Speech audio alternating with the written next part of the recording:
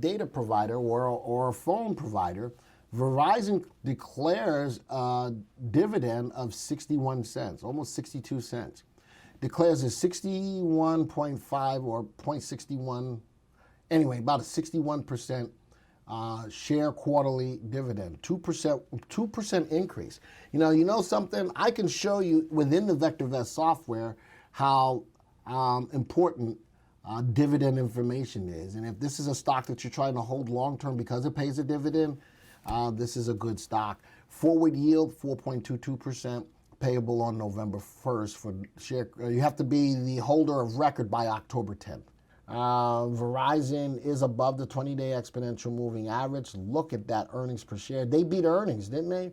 They beat earnings, and look at that stock's price rising. Would love to see if it can break above that level of resistance.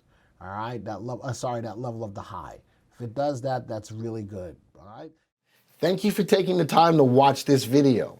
Now, if you're new to the software or would like refresher information about the software, click on this Getting Started video right here.